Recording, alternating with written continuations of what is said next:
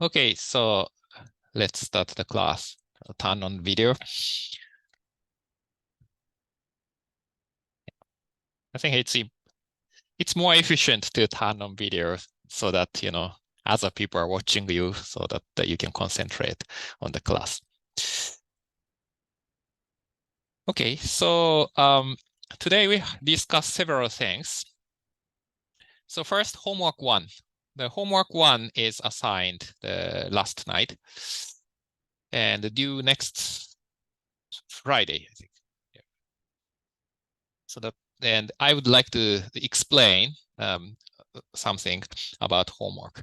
And after that, I make some comments on, the dropout rates of this class.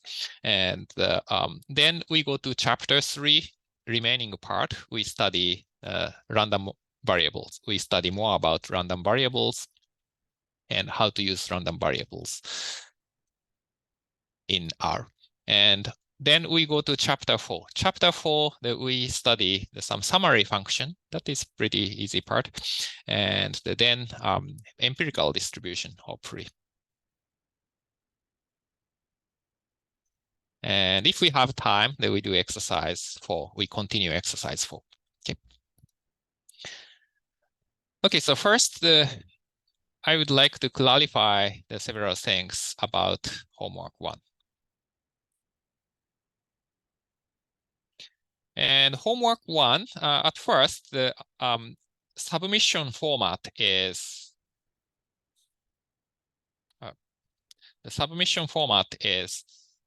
in PDF file, compiled by RStudio. So you can see that in Canvas that we have the sample file for submission form. Sample RStudio code. So this one. So So we have the code and followed by the output. And you can also add some explanation. And the resulting PDF file and also the source file, source RMD file is available. So the download the RStudio and make this. And if you really have difficulty to use the RStudio, you can just mimic to this file.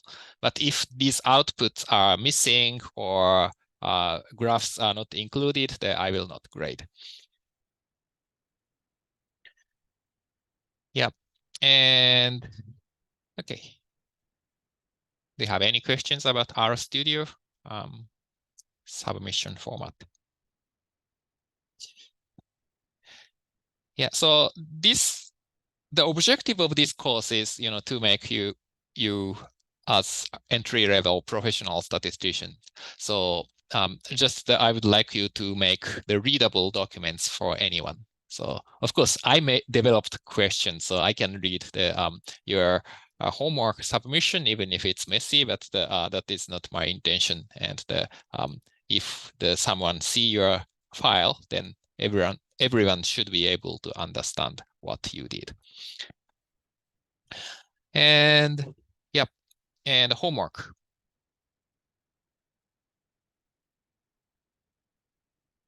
Oh, I think I got some. Oh, yeah. Can you go over how to get PDF? Oh, yeah, sure. How to get PDF in R. I will demonstrate it a little bit more. So suppose we created the code.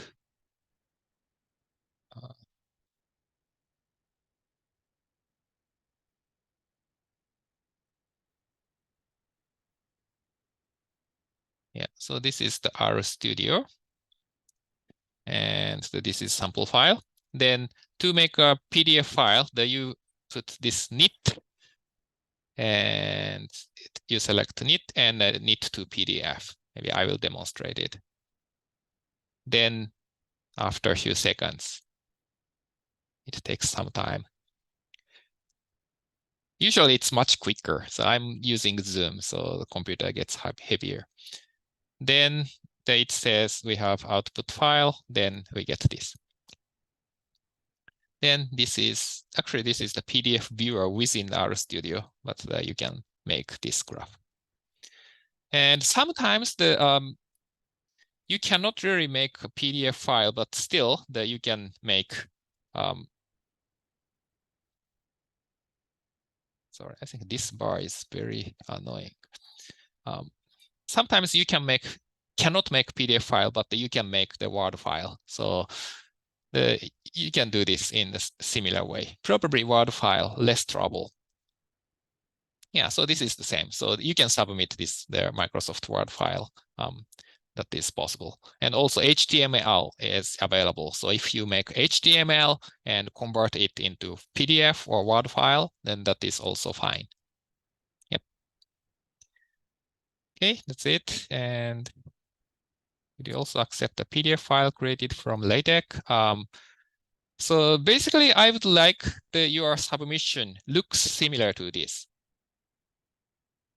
So just your code followed by output and code followed by the graph. Then if you have very similar format to this, then that's fine. Yeah.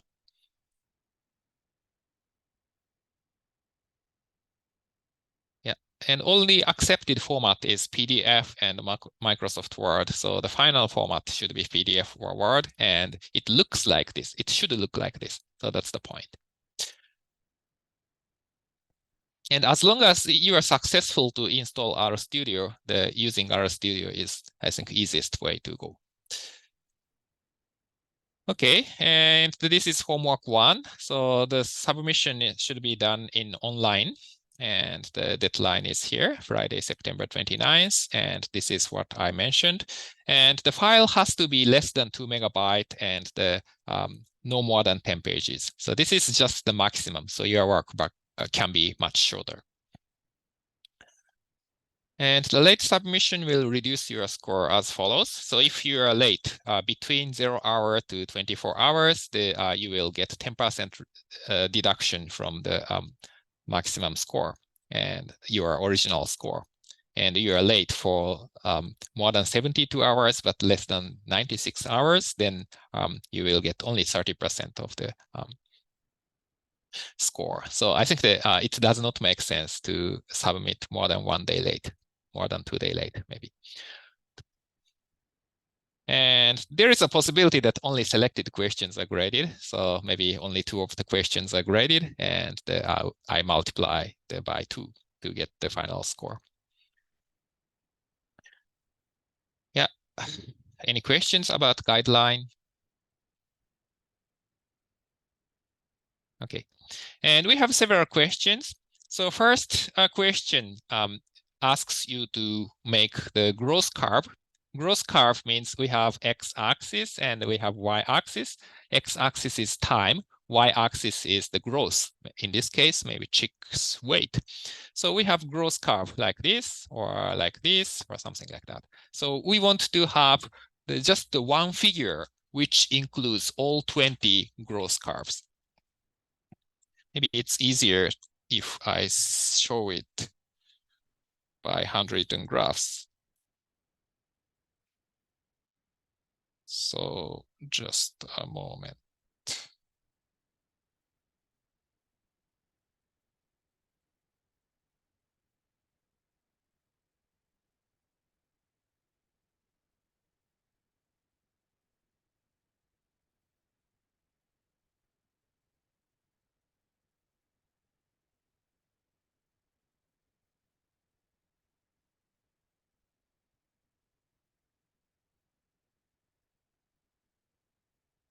Okay, so I will share the screen from my iPad.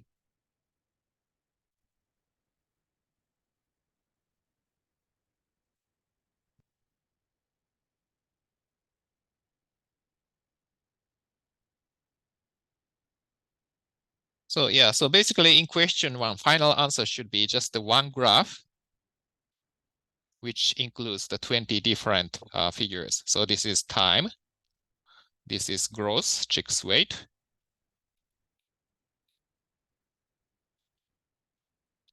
Maybe time, maybe day. Then one chick have this growth curve and another chick maybe like this and another one this. Maybe you can distinguish by color or line type. And yeah, I would like to have the T20, the chicks curve, growth curve. So that is what I expect in the question 1.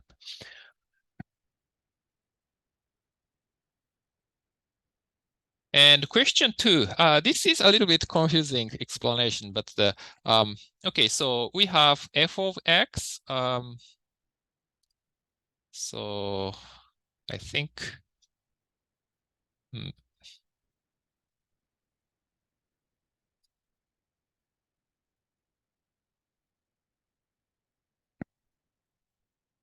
yeah, so we have this f of x, and this is a Taylor expansion of sine of x, the sine of x. Taylor expansion of sine of x at x is equal to 0. So this is this expression. F of x is x minus 1 over 3 factorial, the x cube, plus 1, 5 factorial, x fifths, minus, and so on. So if we use the summation and limit, we can write this as number 1. And we have to answer several. You have to answer several questions, and A and B are kind of preliminary questions, so it's very quick. Just I would like you to see what's happening. So first one, what is the exact value of sine of 2 pi? Probably this can be answered by just high school student. So just answer the number, so you don't really have to code anything.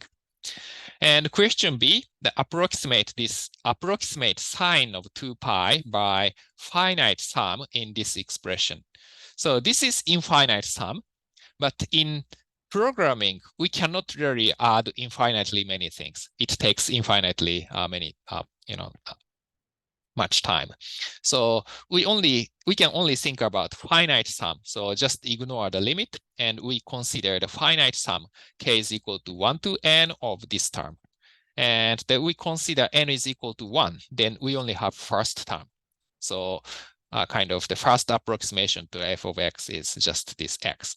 And if n is 2, we have 2 terms. So it gives a better approximation to this sine of x, but that we only have 2 terms. And if n is equal to 3, the 3 terms, and so on. And in question B, basically we just use the first term x, or we use the first and the second term, x minus 1 over 3 factorial x cubed, to approximate sine of 2 pi. So basically you have to plug in x is equal to 2 pi. So that is question B. That is also quick.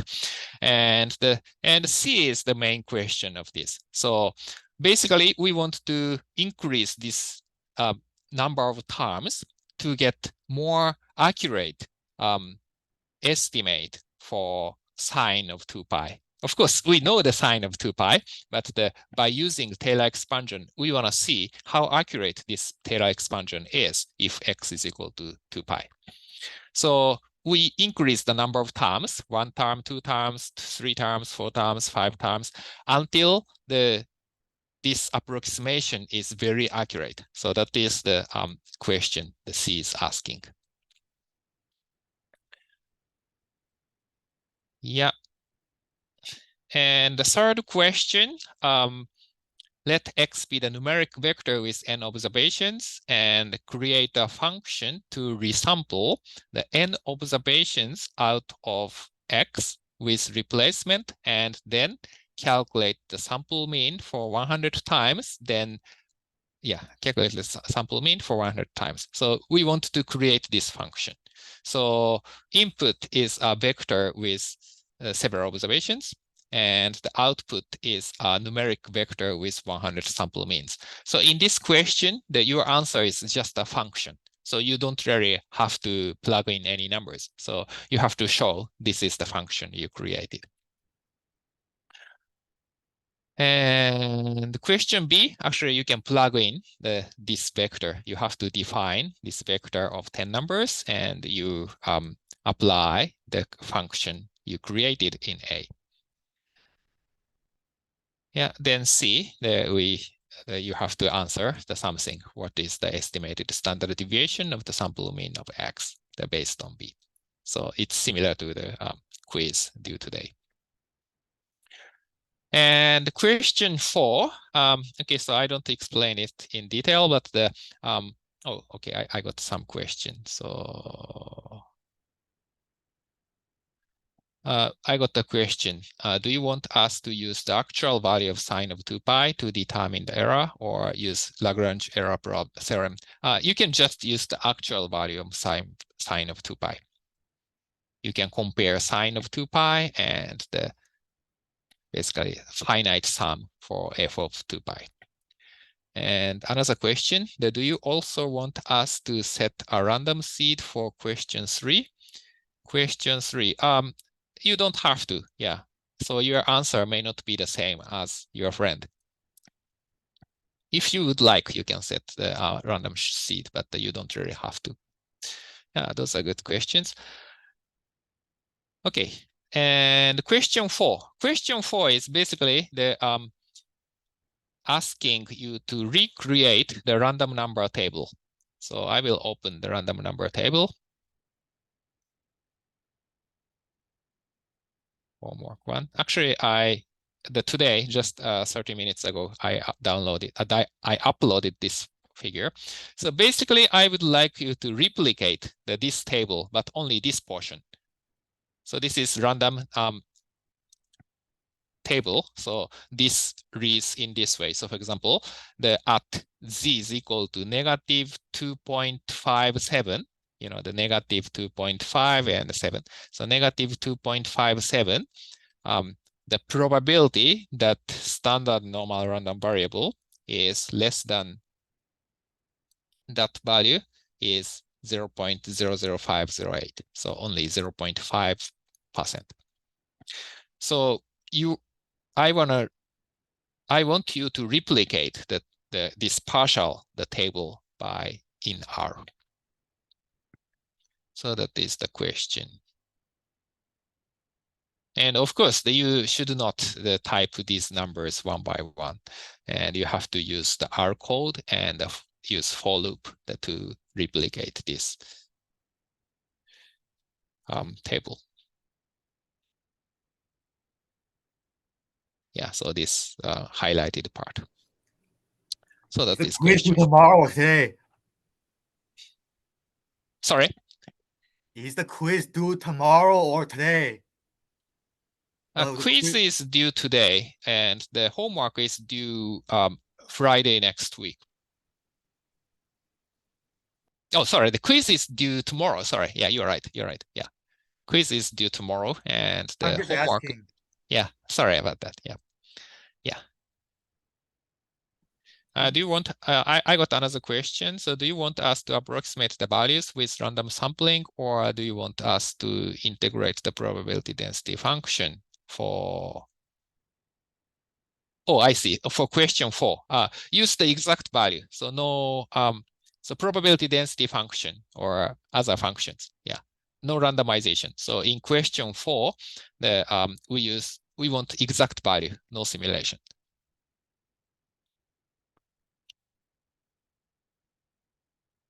Okay, so that's the overview of homework 1. So do you have any questions? Other question? Professor? Yep. One question I have is for number 1, do you want a legend of like all the different curves on the graph? Not really. So okay. Just the graph is fine. Okay.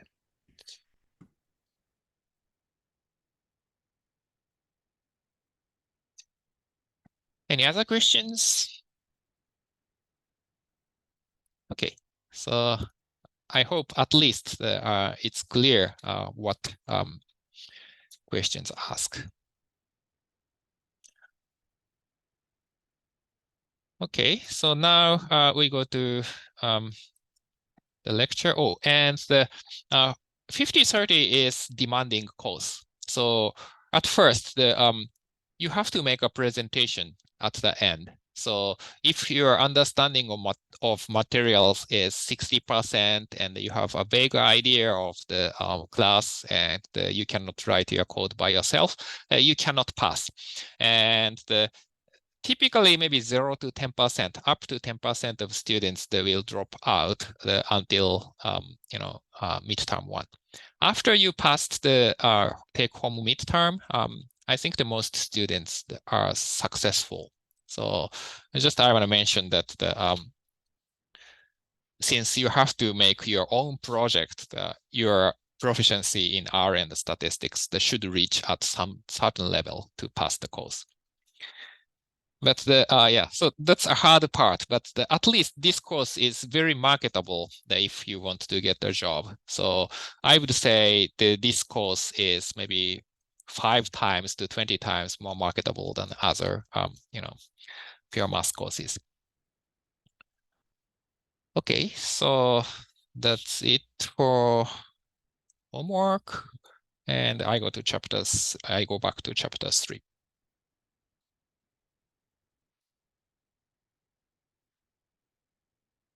Chapter 3. And chapter 4 slides are also available in Canvas.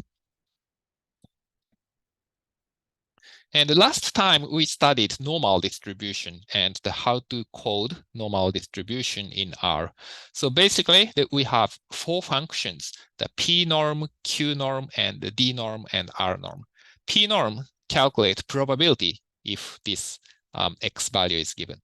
So Q norm calculates this threshold if probability is given. So these are inverse function each other. D norm is the height of this probability density function. And R norm that creates our random number that based on this histogram. So we have 4 basic functions. And you can also change the mean and the standard deviation of this distribution. This is standard normal case, but you can change the mean, and the mean means location, and standard deviation, that is variability of the distribution, by assigning option, mean option and the standard deviation option. Like this, mean and the standard deviation. Oh, here, the notation in statistics is like this. So if we write n parenthesis 04, this means normal with mean 0 and variance equal to 4. So standard deviation is 2, then variance is square of standard deviation. So normal 04 means the mean is 0, standard deviation is 2. Okay, so now that we go to other distributions, so we have different distributions. The binomial distribution, this is discrete distribution. So when you sample, we make a binary sequence with success probability P, then we get the distribution. So maybe I will try that. Binomial distribution that we have to use the BINOM. So that if we want to generate random numbers following binomial distribution, for example, we take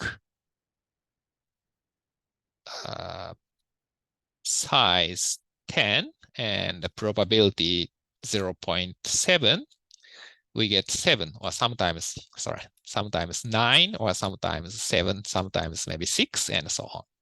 So that means that we generate the 10 numbers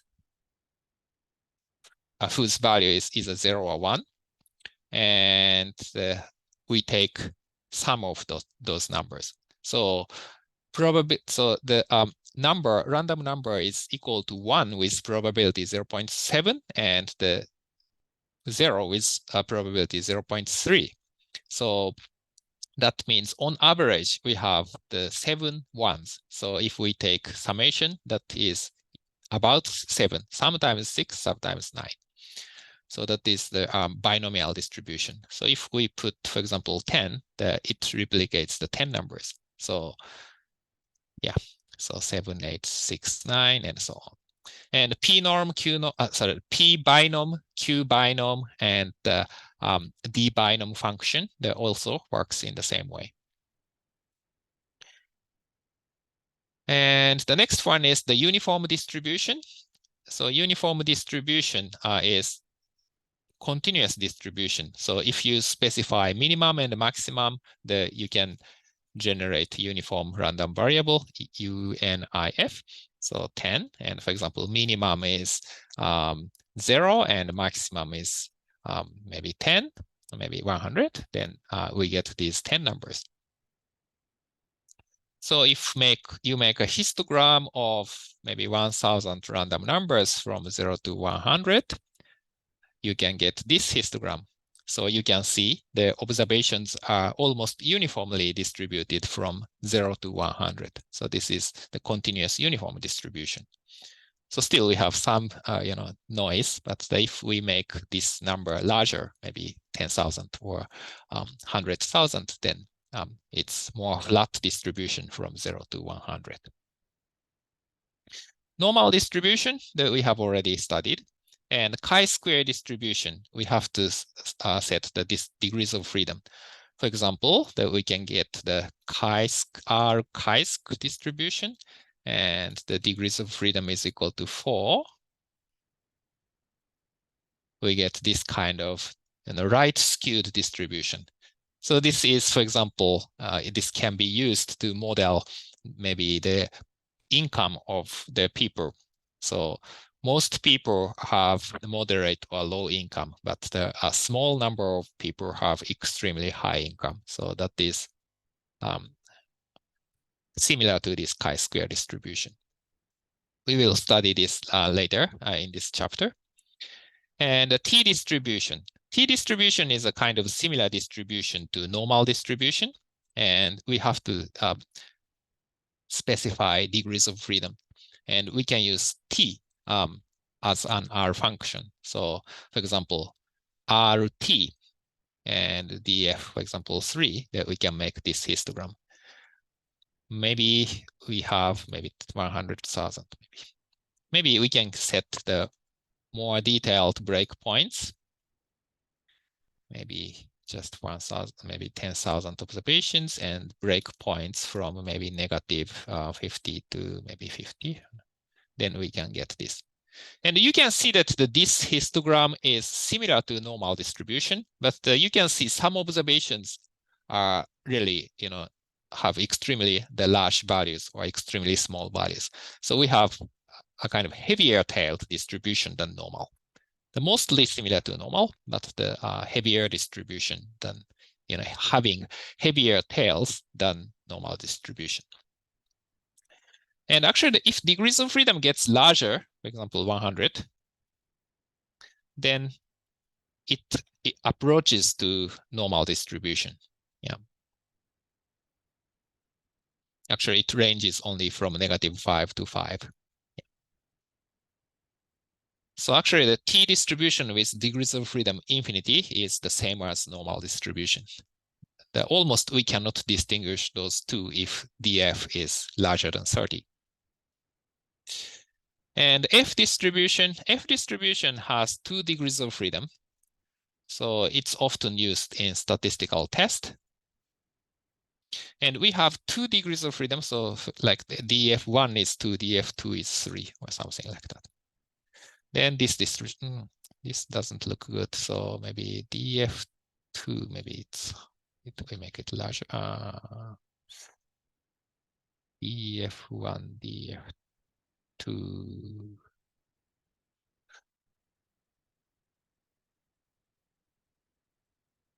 Yeah, maybe I make just the 1,000 observations, and df makes larger, maybe like this. Yeah, so this is a kind of the right skewed distribution as well. But if we see maybe break points from maybe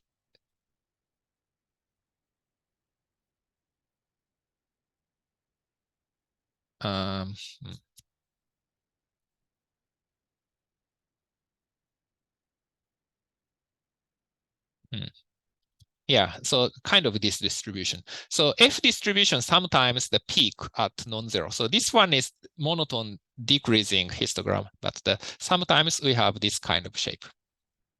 It's similar to our chi-square distribution. It really depends on the value of degrees of freedom for this one and this one.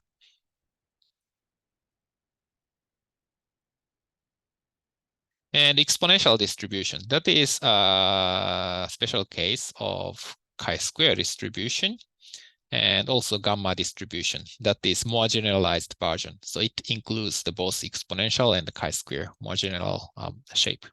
So all of these distributions, F, exponential, gamma, chi-square, those are right skewed distribution. So we have the heavier tail on right, and it takes the non-zero, the non-negative values. Yeah, so this is a list of distributions, the common distributions. Any questions? And we will study some other ones, but okay, so this is the code, R binomial, 8, size 100, probability 0.7. So that means the sample size is 100 and the probability, success probability is 0.7. And the situation is like this. So this represents this situation. You play chess against me. You play 100 chess games per day, and your winning probability is 70%. And how many games do you win each day for 8 days? Then the numbers may be this, 60, 72, 79. So this is our binomial. 8, the size is equal to 100 and probability 0.7. Yeah, you can also calculate the probability function. 65, size 100 and 0.7. So this is the probability that you will win 65 times or less in a day. So that is about 16% probability. So on average, you win 70 games. So probability that you will win 65 games or less is somewhat small, and only 16%. And this is how to use the probability function of t. So what is the probability that the t distribution with df4 is less than 2? That is 0.941. Note that this probability is about 0.975 for normal distribution. But here, t distribution is heavier tailed distribution.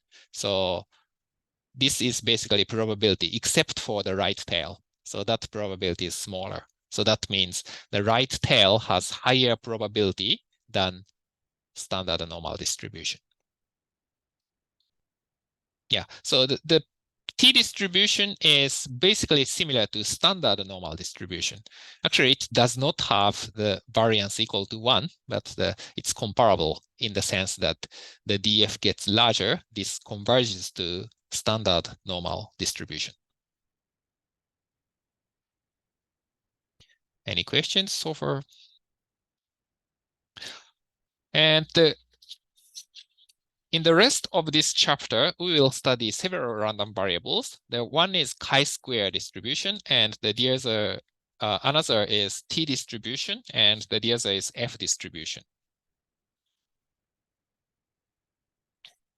Yeah, so first, the chi-square distribution. We have already seen the shape, that is the basically the skewed to the right distribution, and it can only take the positive value.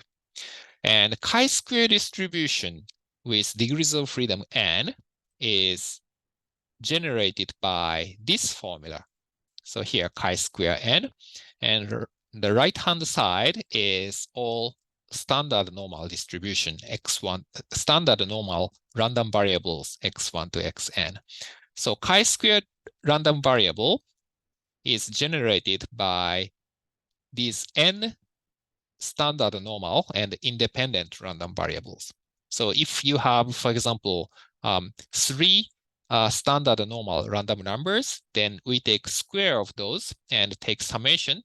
That is 1 chi-square 3 random variable.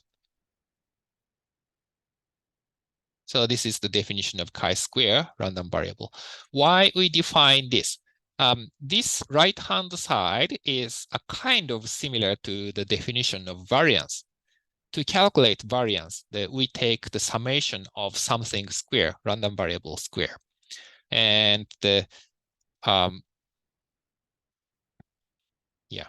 so when each observation follows normal distribution, actually the variance follows the chi-square distribution. So chi-square distribution is used to model the variance of the some variables. So chi-square distribution is related to variance. And here is the example. So we want to generate 1000 chi-square 3 random variables, and in two ways. So one is by using R chi-square function. So it directly generates chi-square random numbers. And another way to generate chi-square random numbers is using R norm function. Sorry, I got a question. What does degrees of freedom signify?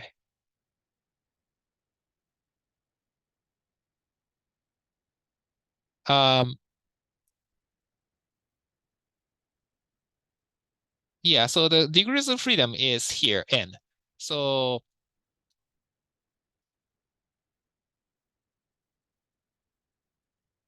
yeah, so one observation is that if n the degrees of freedom is larger, then it's basically the sum of many independent random variables. So by central limit theorem, so this approaches to normal. But the chi-square 1 distribution, that is just the square of one random variable, and that is naturally the right skewed distribution, because if x1 value is large, then square of x1 is much larger. So we have more heavy-tailed, the very right skewed distribution. So if degrees of freedom is 1, then it has very right skewed distribution. Degrees of freedom gets larger, then we have the shape of PDF approaches to normal distribution, kind of. And also, since we add up many random variables, the mean gets larger. So that is the characteristics of chi-square distribution.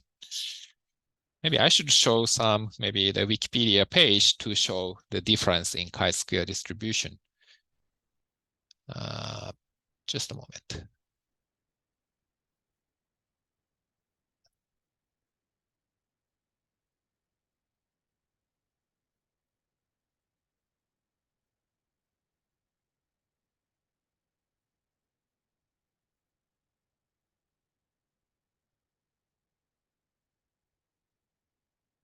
So these are examples of chi-square distribution. Maybe I have to, sorry.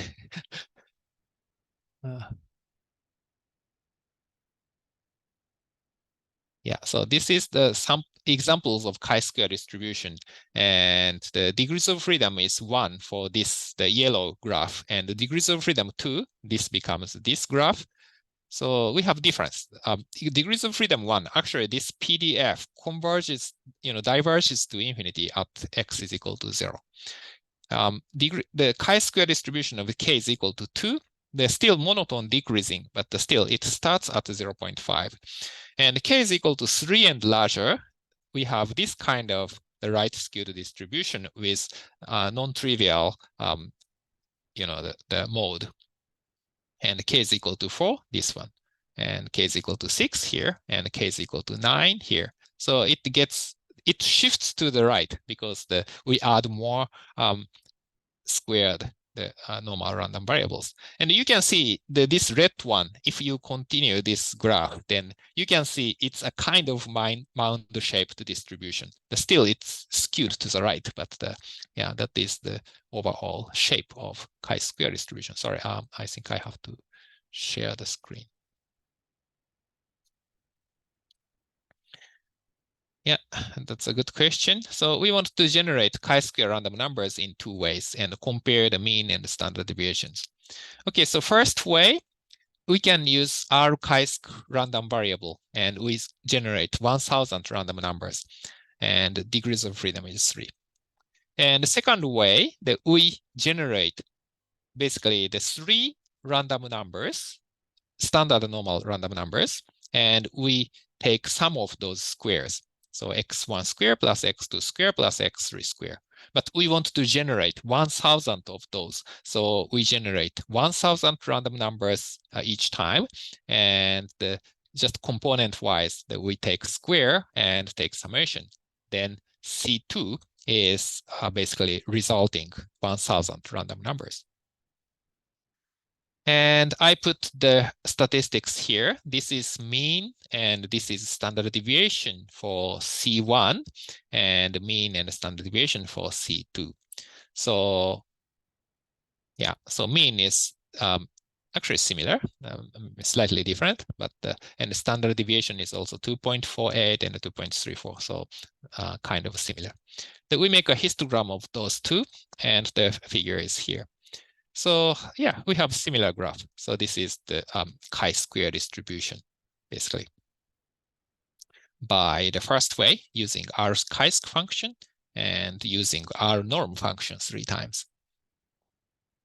You know, of course, some difference, but we have similar values. Any questions? I think one exercise, quiz question asks you to generate something. Yeah. Yeah. Chi-square random number. Okay, so again, the chi-square distribution is used to model the variance. So right-hand side is sum of squares, so it's similar to variance. So when we investigate the properties of variance, we use chi-square distribution often. And the next one we want to study is the t random variables. So the t random variable, t sub n, with n degrees of freedom is generated by this formula. Here, the z and x1 to xn are all independent standard normal random variables. Then Tn is defined as this. This is very specific formula, and it looks complicated, strange formula. But this is often used to model the mean divided by standard deviation. So mean over standard deviation. So mean over standard deviation is useful statistics. Maybe I put in the chat. So mean over standard deviation, because the mean is a kind of effect size. So for example, if you test some drug for hypertension and we see the decrease in blood pressure, the mean is the kind of effect size, right? Suppose we apply we give that drug for hypertension to 100 patients, then mean decrease in blood pressure is a kind of the effect size. And the standard deviation of decrease in blood pressure is a kind of variability. So if we divide mean by standard deviation, we can see how reliable the effect is. If, for example, mean decrease in blood pressure is 10, maybe millimeter Hg, mmHg, and the standard deviation is only 2, then that means most patients have decrease maybe between 8 to 12 or something. So that so such a drug is very effective to reduce the blood pressure. But even if the mean decrease in blood pressure is 10, but the standard deviation is 20, suppose. So that means maybe for some patients after prescribing a drug, blood pressure goes up actually. So in such a case, such a drug isn't really reliable. So mean divided by standard deviation is good quantity, and the Tn is used to model mean over standard deviation. Mean over standard deviation have several names. So for example, in engineering, it's called the signal to noise ratio. So signal is mean and the noise is standard deviation. Yeah, and you can see that this z is a kind of just a quantity. So if we take, for example, average of several blood pressures, it approaches to normal by central limit theorem. So this is a kind of effect size. It corresponds to mean. And the denominator, this formula is similar to standard deviation. So variance is 1 over n times summation of something, maybe 1 over n minus 1 times summation of some squared deviations. But you can see this formula is similar to variance. So if we take square root standard deviation, so t sub n is used to model the mean over standard deviation and often used in statistics. So to generate the random numbers, t random numbers, that you can generate the n+1 random variables where n is degrees of freedom, and you can transform those n+1 random variables by this formula. Continuous distribution. Is it for? I have a question. Sure. Is equation for discrete distribution or continuous distribution? This is an equation for random numbers. So if we generate random numbers, n+1 random numbers, then we can get one, the t sub n random number. Oh, I thought they were doing a distribution for, if you said z, I thought it was a distribution. Or it's just a number. This is random number, yes. So we generate random numbers, and then we can generate the t sub n random numbers. Yep. So it's not PDF or not the density function, they're not quantile function. This Tn is defined by random numbers, yes. In mathematics, we define distribution by using PDF, right? So the PDF of this distribution is this. We gave the definition of normal distribution, for example, earlier in this course. But here that we characterize the t sub n random numbers by using the normal random numbers, not distribution. Yeah, Yep. yeah, I get it now. Yeah, a very good question.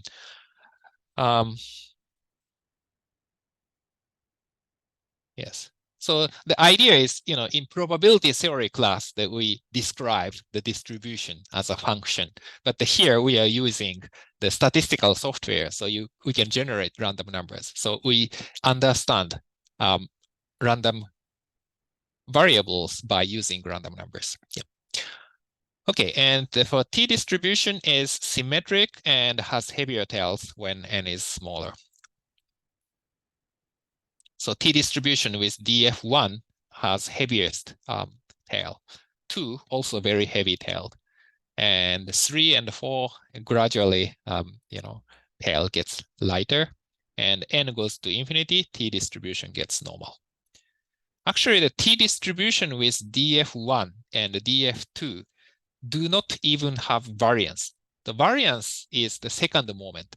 If squared random variable becomes too large, then actually it does not converge to some number. So actually the t distribution with df1 and 2 don't even have variance. And 3 and larger, that we have variance. And t sub 4 is typically similar to the stock market return distribution. The stock market return is also heavy-tailed. We have some large shock, then we have like Black Monday or something, and we have extremely large number. And the T sub 4 distribution, that looks like the stock market return. And here's the graph. So normal distribution is black one, or we can say this as t distribution with df infinity. And the df5, the blue one, df2, the purple one, and the df1, the yellow one. You can see that even df5 and normal distribution are somewhat close. If you see the tail part, like x is equal to 3 or -3, still we have large deviation. But you can see it converges to normal. T distribution converges to normal pretty quickly. If DF is 10 or 20, 30, then it's almost indistinguishable with normal distribution. Yeah, so because, based on this definition, that we can generate T random numbers in two different ways. The first way is using RT function, and second way is using R norm function. For example, that if we want to generate R4 random variables, we can use RT parenthesis DF is equal to 4. And another way is we generate 5 standard normal random numbers, and we calculate the 1 R4 random variable by using this formula. So maybe first random numbers divided by square root of the sum of remaining random numbers divided by 4. Then you can generate 1. So if you have a set of numbers, Z is the mean, and then the other one just the individual value of the number.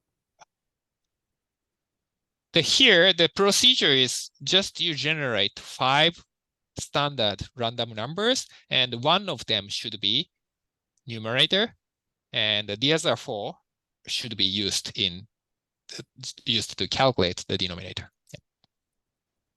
Yeah, get it. Okay, thank you. So this is T random numbers. So this is similar to chi-square case, so I don't discuss in detail, but we will do maybe in exercise. And the last one,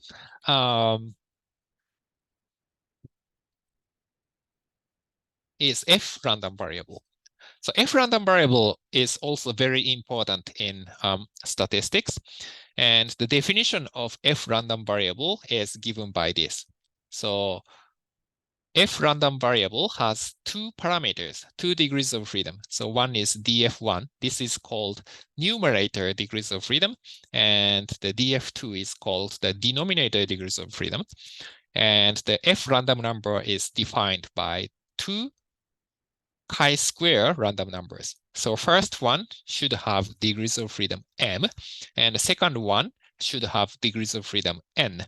So we should use these 2 random numbers.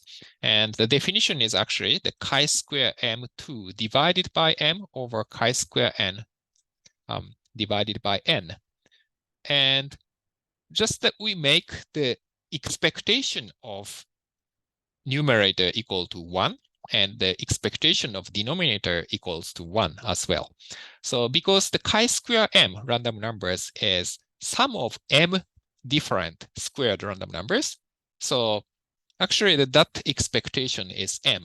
So if you divide this by m, then we get expectation equal to 1. And the denominator as well. So basically, the numerator and denominator both are somewhere similar to 1. So like 1.2 over 0.9 or 0.5 over 1.8 or something like that. So both numbers are around 1. So chi-square is the sum of standard normal random numbers. So we can write F as this way by using m plus n standard normal random numbers, which are independent.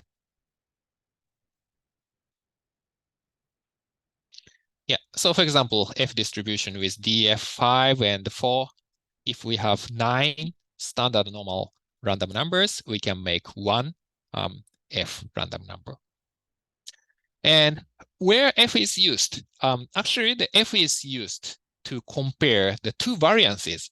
So remember that the chi-square distribution is related to variance. So if we have ratio of 2 chi-squares, basically it can be used to compare 2 variances. So variance is a kind of, the size of squared noise or the size of squared variability of some quantity. So we are comparing 2 variabilities. So that is pretty useful. For example, we have 2 statistical models, and the 2 models have different size of errors. then we want to see which model is more accurate. Then we see the variance of error size of those two models. Then we have to compare two variances. So F is often used to compare two different models, which is better model. For that purpose, we can use the F distribution. Yeah, so we can do similar exercise using the F distribution. Yeah. I have a question. Yeah. It says the formula says it's chi-square m over m divided by chi-square n over n. Does the Greek letter mean that you sum all the numbers in the distribution? Like it says chi squared, and then that just means you take the square of each number in the distribution and you add them. Yeah, is that right? Yeah, so you generate random numbers and yeah, take some of them. Yeah, take the yeah.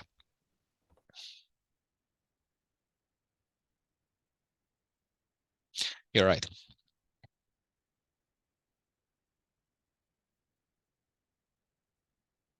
Okay, so that is the F distribution, and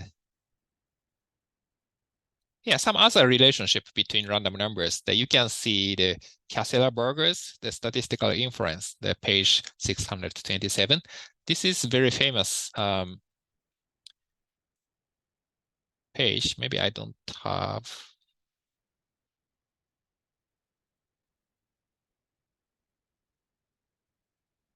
Yeah, so I don't have it at my hand, but it gives the comprehensive table to relate different random numbers. And this is even more comprehensive, the distribution freak version of this table. Okay, and yeah, we do some exercise questions, but that is the chapter 3. Do you have any questions so far on chapter 3?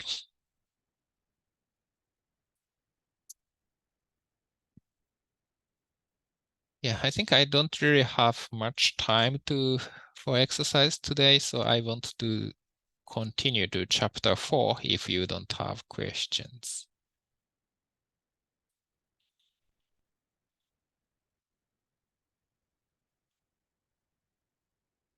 Chapter 4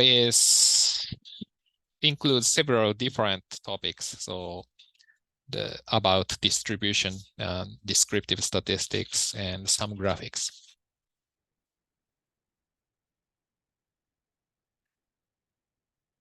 I got one question. What's your favorite? What's your favorite distribution?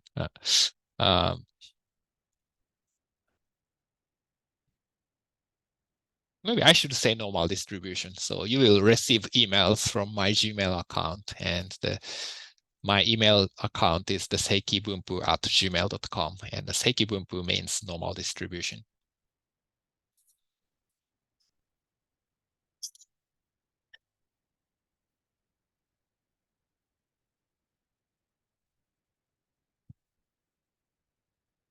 So what's your favorite distribution? Who asks? The parser, maybe? Oh, direct message. Okay. What's your favorite distribution? You took too long to answer that. Are you honest about that, or is it just because that's your email? Yeah, I thought about it, but yeah, I actually don't really come up with the idea. Yeah. Yeah, it's hard to say. Yeah. Maybe I don't really like statistics. Yeah. Anyway. Yeah, so I started to study mathematics because I love numbers. And then I studied the number theory, right? Because I like numbers. But the number theory, that we don't have any numbers, right? Statistics, similar.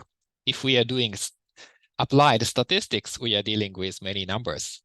But if we go theoretical, okay, so we have the gamma distribution and we have no numbers anymore. So maybe I don't like any distributions.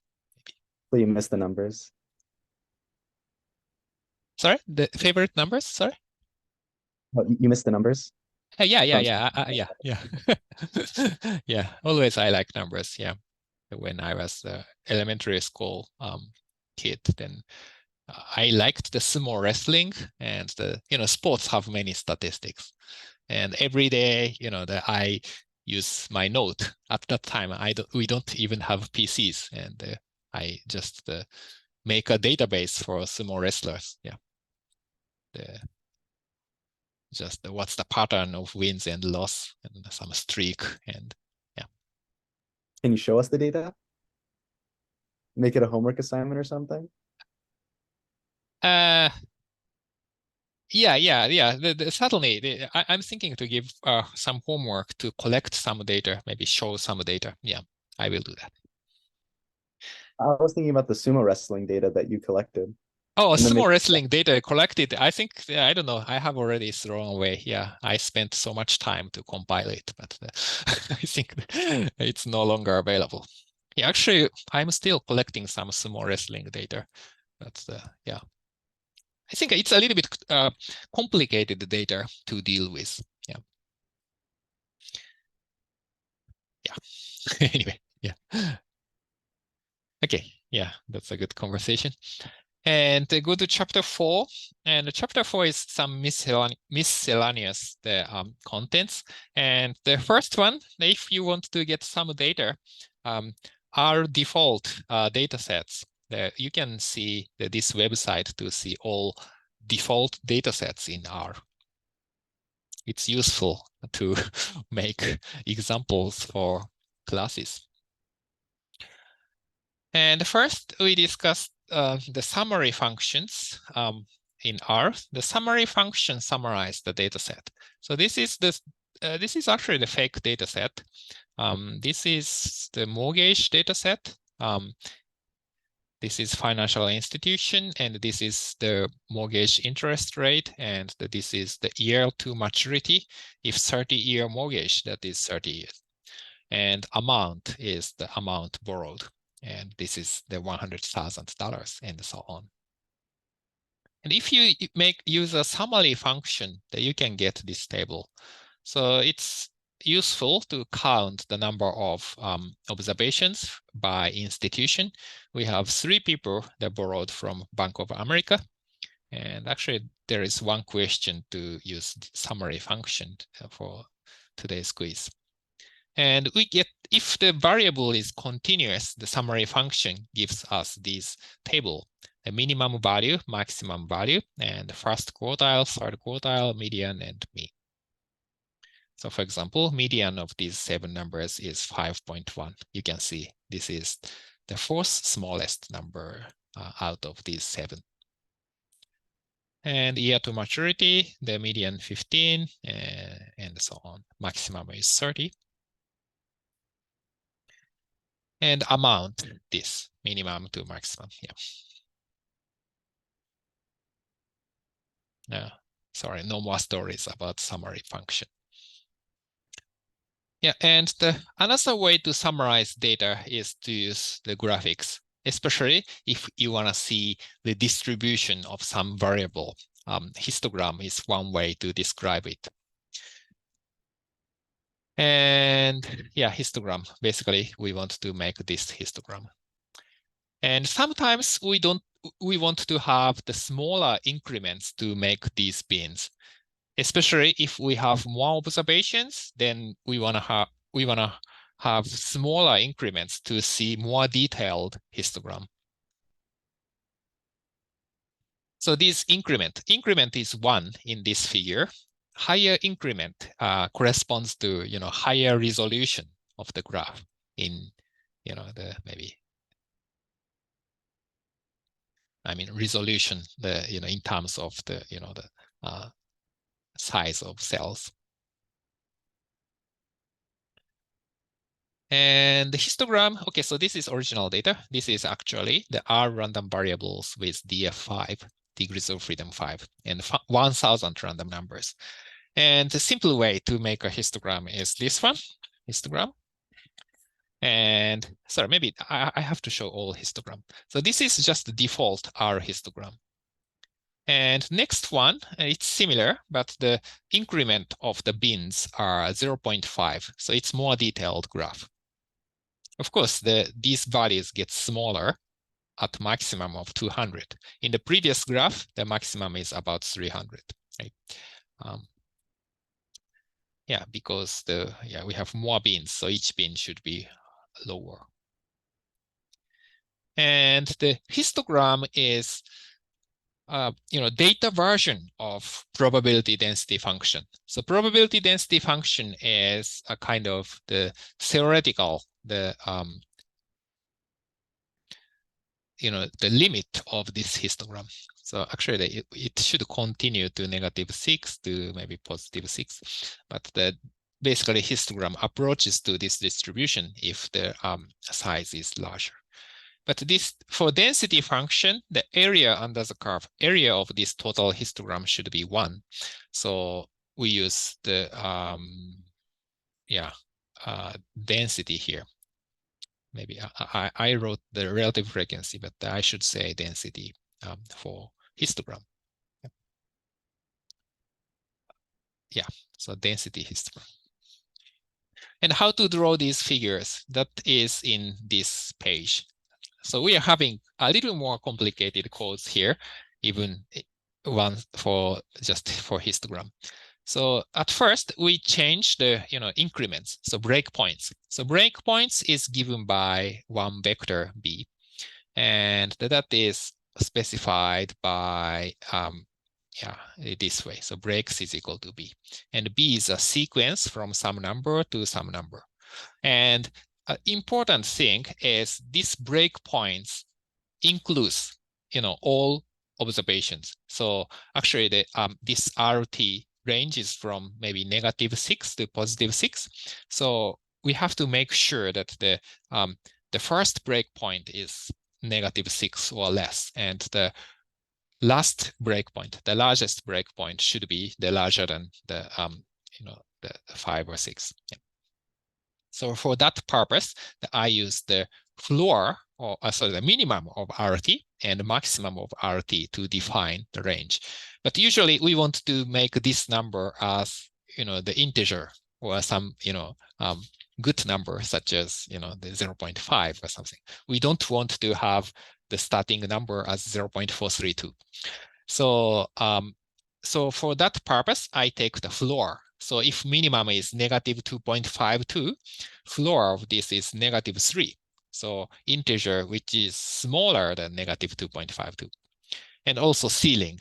So if maximum is, for example, 4.1, ceiling of 4.1 is 5.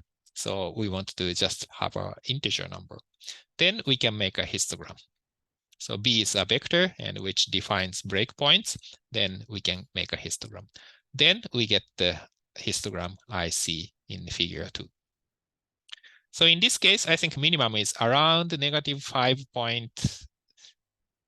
Maybe 6 to maybe 5.5 to -6. So minimum becomes 0.6 and the maximum is 5. So probably maximum value is between 4.5 and 5.0. And the next figure, so remember that we overlay this with density histogram, and that can be written in this way. Just I use plot function.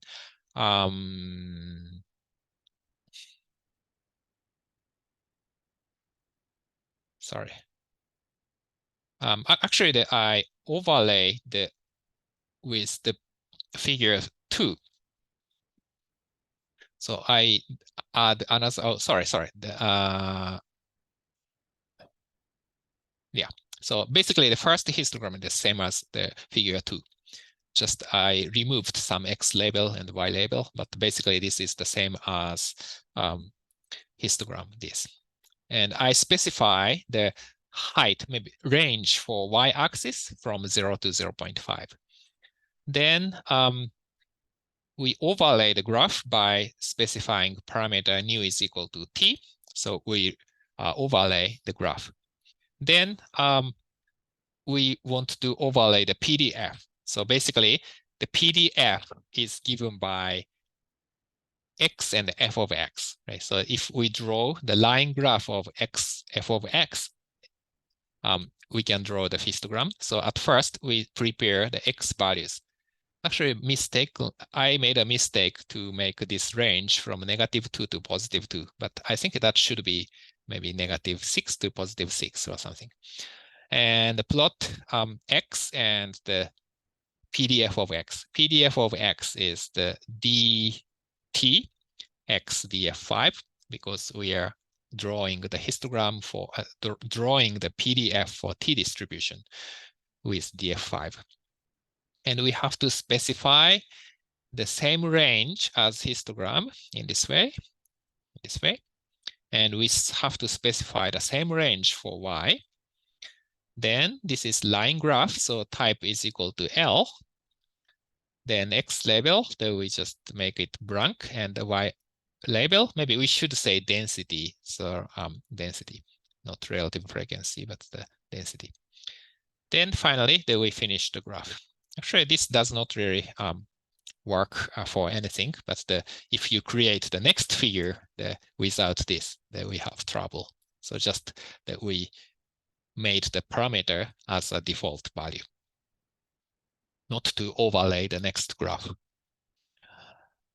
Then we can make this. Yeah, so this is how to make histograms. And yeah, so this one. Any questions? Okay, so now we have studied the PDF and the histogram. Right, so, and another way to represent the distribution is cumulative distribution function, CDF. Right, so we have corresponding corresponding graph for data to CDF. So histogram corresponds to PDF, and the empirical distribution that corresponds to CDF. So we learn that the cumulative, so the empirical distribution function, or empirical cumulative distribution function, we say. So this is the CDF. Capital F of X is the so-called cumulative distribution function. And the data version of CDF, empirical CDF, denoted by F hat of X, is calculated by this. So denominator is the number of observations, and the numerator is number of observations, which is less than X.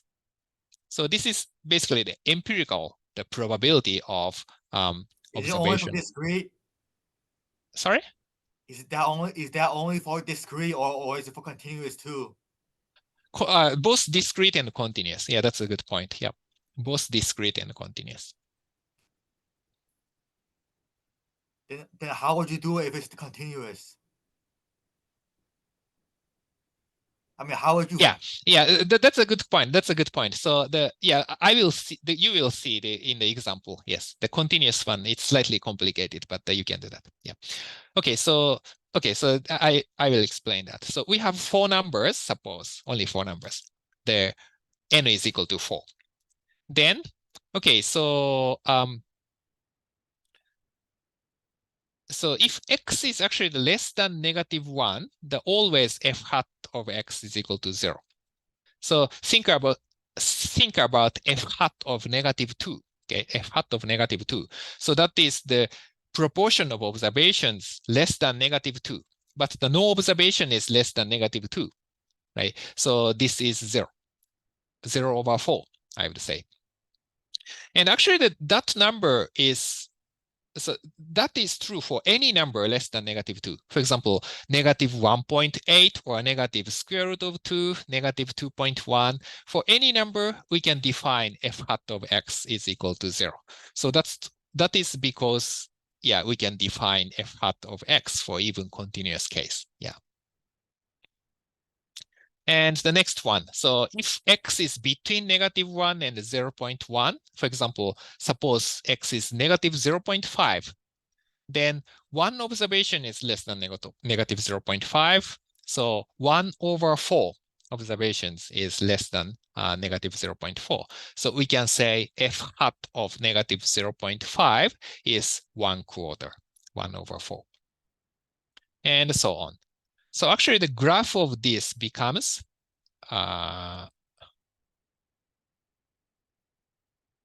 sorry about that. So basically we have the step function. So think about x-axis and the y-axis, then it starts with 0 and it jumped at x is equal to -1 to 1/4.